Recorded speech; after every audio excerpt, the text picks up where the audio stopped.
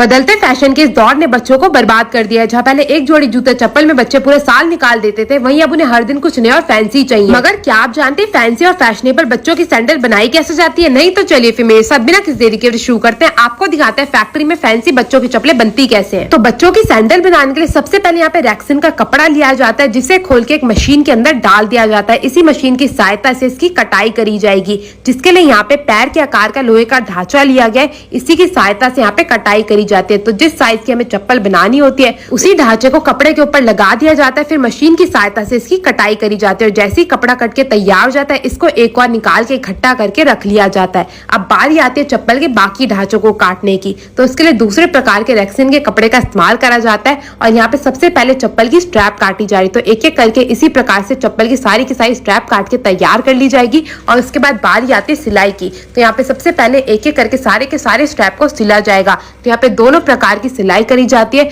और उसके बाद एक छोटा सा इसमें हुक लगाया जाता है। तो हुक लगाने के बाद यहाँ पे हमारे चप्पल के सारे ढांचे बन के हो चुके हैं तैयार। अब इन सारे ढांचों को जोड़ के चप्पल का आकार देने का कार्यक्रम शुरू करा जाएगा, जिसके लिए सबसे पहले यहाँ पे ऊपरी भाग आ चुका है चप्पल का।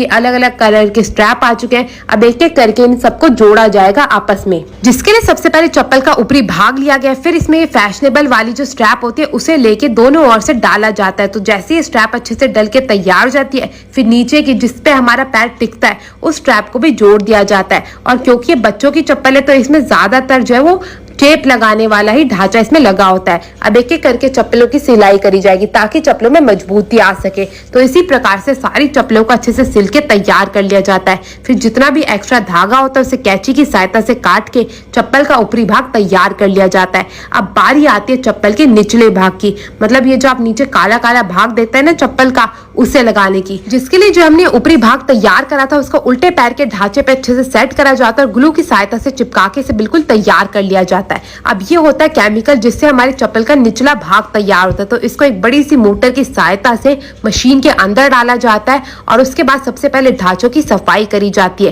ताकि कोई भी पुरानी चप्पल का ढांचा जो है वो नए चप्पल में ना जुड़ सके। और उसके बाद ये जो हमारे ऊपरी भाग के ढांचे तैयार करे गए थे उल्टे पैर पे रख के, उनको भी अच्छे से मशीन में लगा दिया जाता है। और फिर ये जो काला काला आप लिक्विड देख रहे हैं ना, इसी की सहायता से चप्पल का निचला भाग तैयार करा जाता है। तो इसे एक एक करके मशीन में डाल दिया जाता है और उसके बाद इंतजार करा जाता है 1 मिनट का। 1 मिनट का ये पूरा चक्रा रहता है और 1 मिनट के अंदर ही हमारी जो चप्पलें होती है वो बन के हो जाती है तैयार।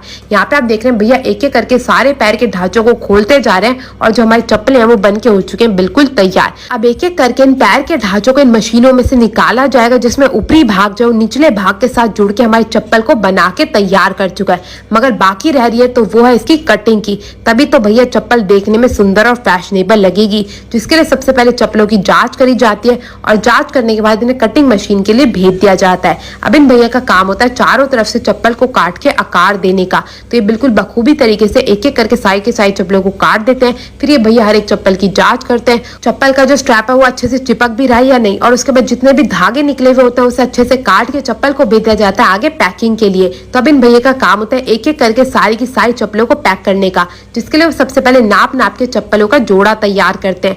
बिल्कुल सावधानी से ये कार्य करा जाता है ताकि एक भी चप्पल इधर उधर ना हो जाए। उसके बाद सुंदर सुंदर छोटे छोटे पोकेमॉन के डिब्बों में इन्हें पैक करके आपके लिए भेज दिया जाता है।